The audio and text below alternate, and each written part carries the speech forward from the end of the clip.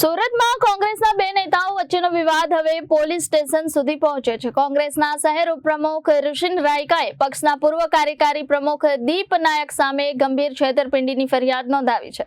વર્ષ 2023માં પોતાના ફ્લેટના દસ્તાવેજમાં ગેરરીતિ કરી ફ્લેટ તૃતીય પક્ષને વેચી દેવામાં આવ્યો હોવાનો આરોપ લગાવવામાં આવ્યો છે। આ સમગ્ર મામલે ઉમરા પોલીસે દીપ નાયક સહિત 3 લોકો સામે ગુનો નોંધી વધુ તપાસ શરૂ કરી છે।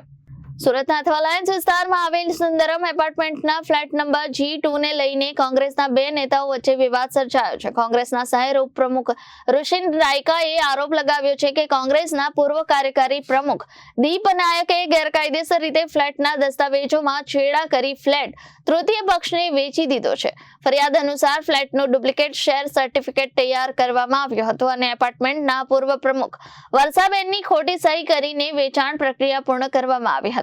આ સમગ્ર કાવતરામાં ફ્લેટના હાલના પ્રમુખને પણ વિશ્વાસમાં લેવામાં આવ્યા હોવાના આક્ષેપ કરવામાં આવ્યા છે। આ મામલે ઋષિન રાયકાની ફરિયાદના આધારે ઉમરા પોલીસે દીપ નાયક, તેમની માતા દક્ષા નાયક અને સુંદરમ એપાર્ટમેન્ટના હાલના પ્રમુખ રિંકલબેન દોશી સામે ગુનો નોંધી તપાસ હાથ ધરી છે। હું ઋષિન રાયકા, એડવોકેટ, સુરત શહેર ઉપપ્રમુખ, સુરત કોંગ્રેસ। 2023માં દક્ષાબેન નાયક અને દીપ નાયક, સુરત શહેર પૂર્વ કાર્યકારી પ્રમુખે મને પોતાનો એક ફ્લેટ વેચાણ આપેલો હતો।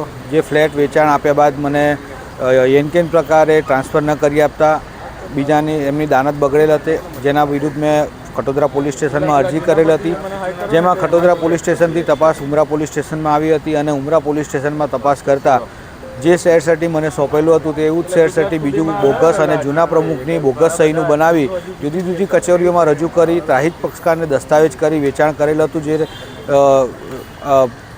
મળતા અમે ફરિયાદ કરી અને એના આધારે જૂના પ્રમુખની નિવેદનના આધારે આજે ભારતીય ન્યાય સંહિતાની કલમ 336, 338 અને 340 અને 54 મુજબ ગંભીર પ્રકારનો ગુનો આચર્યાનો ગુનો આજે ઉમરા પોલીસ સ્ટેશનમાં દાખલ થયેલ છે।